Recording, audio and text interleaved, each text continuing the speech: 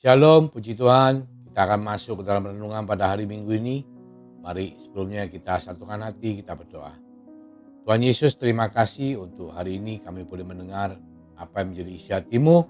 Tuhan berkati setiap daripada kami, cengkeram kami, supaya kami boleh mengerti apa yang Tuhan mau, supaya kami boleh menjadi pelaku-pelaku daripada firman-Mu. Terima kasih Tuhan. Dalam nama Yesus kami mengucap syukur. Haleluya. Amin. Puji Tuhan, kita masuk dalam topik pembicaraan mengenai totalitas. Dikatakan totalitas, saudara. Apa yang dimaksud dengan totalitas? Yang dimaksud dengan totalitas adalah ketika kita menjadi anak Tuhan, hidup kita tidak boleh biasa-biasa, saudara. Kita harus mengerti konsep mengenai totalitas. Bahwa kita dalam Tuhan itu harus penuh.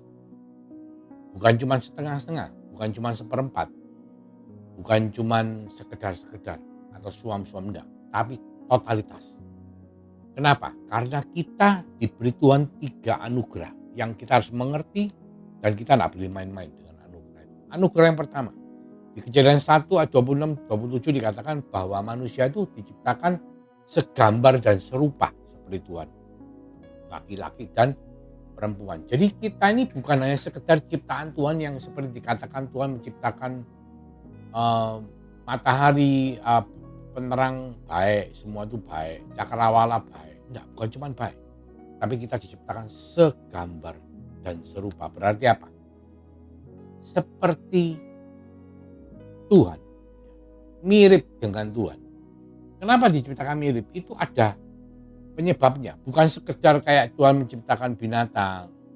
Wah, binatang ini baik ya, binatang ini cantik ya, enggak. Tapi kita manusia diciptakan segambar dan serupa seperti. Supaya kita bisa memiliki hubungan dengan Tuhan. Karena kalau enggak segambar serupa, seperti kita misalnya punya binatang peliharaan. Saya punya burung peliharaan di rumah yang kalau dibuat mainan kita seneng ya. Tapi kalau diajak ngomong tidak bisa jawab. Tidak bisa berinteraksi. Hingga apa? Kita sebatas cuma melihat dan senang saja. Tapi kita dengan Tuhan hubungannya bukan cuma sebatas kita melihat dan senang. Enggak. Tapi kita berinteraksi dengan Tuhan. Kita berhubungan seperti dikatakan laki-laki dan perempuan.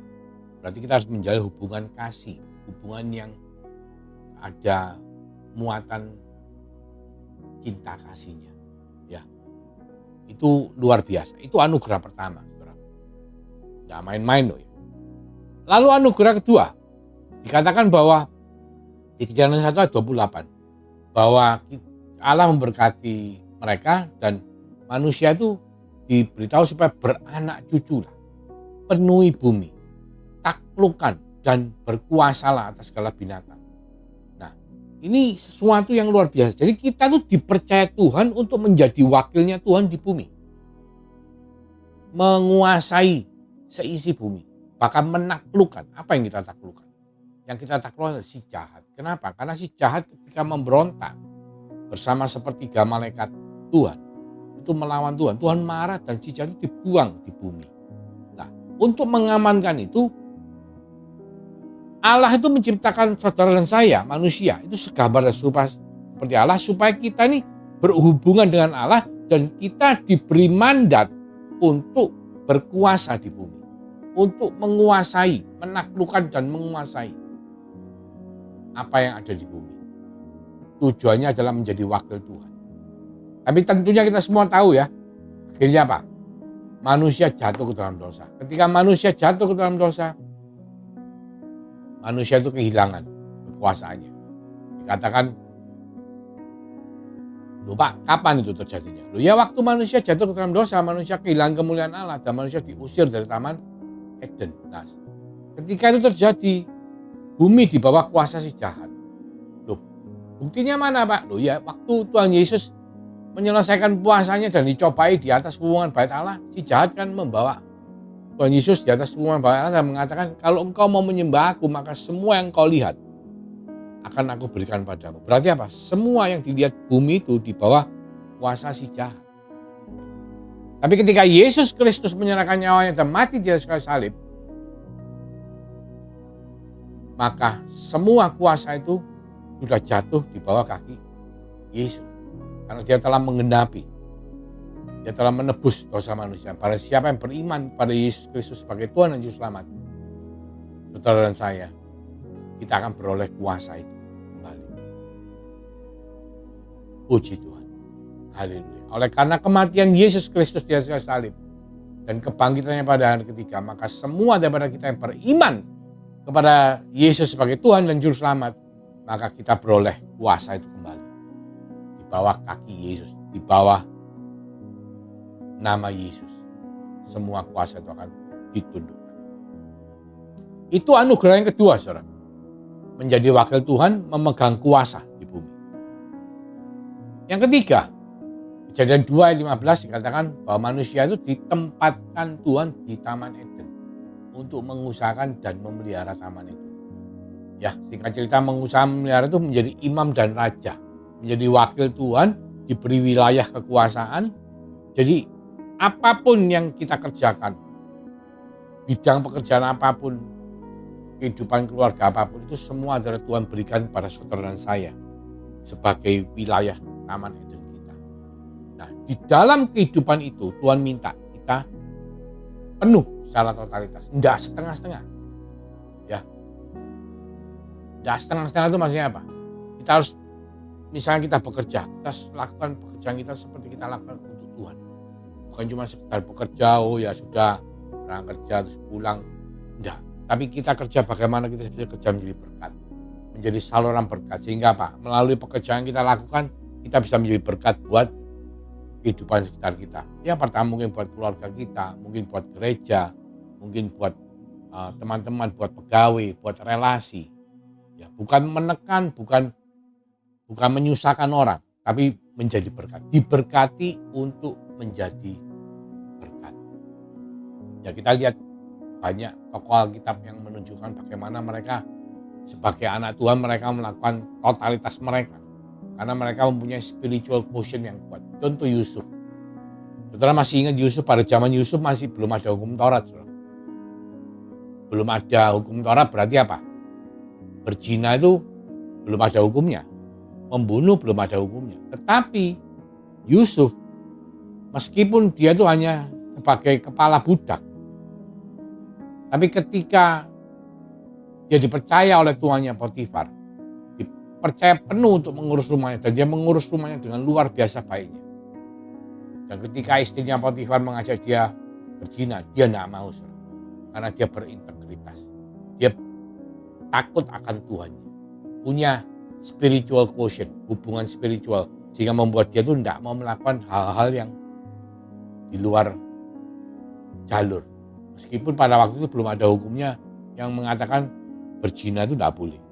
Tapi dia tetap tidak melakukan itu. Dan itu menunjukkan dia mempunyai spiritual quotient yang menunjukkan bagaimana dia secara totalitasnya kepada Tuhan.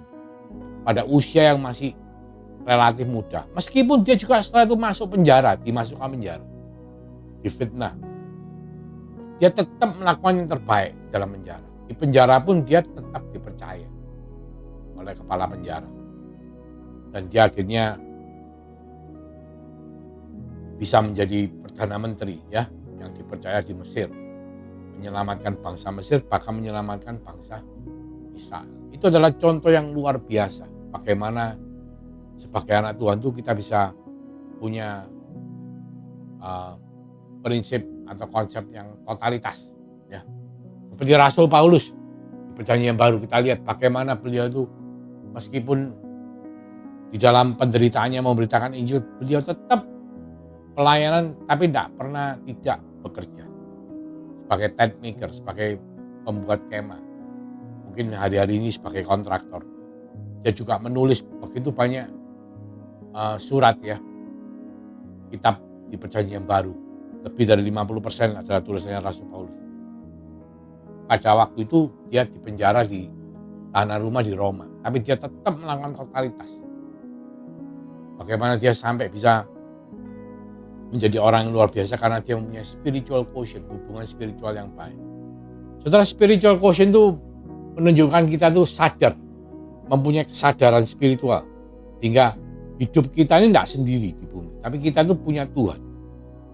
Dan oleh karena Tuhan kita itu yang memberikan anugerah kepada kita, maka kita hidup tidak boleh sembarangan. Jadi kalau Tuhan izinkan kita mengalami sukses, kita bukan cuma sekedar terus menikmati kesuksesan kita untuk kepentingan sendiri, tapi semua itu kita lakukan untuk kemuliaan Tuhan. Jika misalnya kalau kita diberkati secara luar biasa pun, kita akan pakai kesempatan itu menjadikan diri kita menjadi saluran berkat. Diberkati untuk menjadi berkat. Bukan diberkati untuk menumpuk berkat, tapi diberkati untuk menjadi berkat. Dimana kita lihat pada hari-hari ini banyak sekali orang-orang yang berhasil secara sekuler, tapi mereka juga tidak lupa untuk melakukan banyak pekerjaan Tuhan. Tidak lupa untuk melakukan banyak pekerjaan untuk Tuhan di dalam bidang kemanusiaan. Banyak sekali contoh-contoh tokoh-tokoh dunia, Bill Gates, Melinda Gates Foundation, Warren Buffett, mereka menyumbangkan 50% dari harta kekayaannya untuk kemanusiaan. Tapi meskipun mereka menyumbangkan 50%, harta mereka tidak habis, malah tambah banyak. Kenapa? Tidak ada orang yang melarat karena memberikan kepada orang lain. Dan ketika orang itu punya kesadaran spiritual yang baik, spiritual quotient yang tinggi, maka ketika dia melakukan itu seperti menabur. Saudara kalau menabur, saudara kan tidak akan pernah terlambat, nantinya pada satu hari akan menuai taburan saudara. Dan itu yang Tuhan minta dalam totalitas kita. Sebagai anak Tuhan yang menerima 3 anugerah, yang sudah menerima 3 anugerah, dan diharapkan untuk kita semua menyelesaikan pertandingan yang baik, dan kita akan keluar lebih daripada orang-orang yang menang. Mari kita berdoa. Terima kasih Tuhan Yesus untuk berkat-Mu. Terima kasih untuk firman-Mu. Biarlah firman itu boleh termateraikan dalam kehidupan setiap daripada kami, supaya kami hidup diberkati untuk menjadi berkat. Oleh karena kasih karunia daripada Tuhan Yesus Kristus, melalui materai Roh Kudus yang telah dimateraikan untuk melindungi, menghibur, menolong, menyertai setiap daripada kami mulai sekarang sampai Engkau datang kedua kalinya, bahkan sampai Maranatha. Di dalam nama Tuhan Yesus Kristus, kami sama-sama mengatakan, haleluya, amin. Tuhan Yesus memberkati.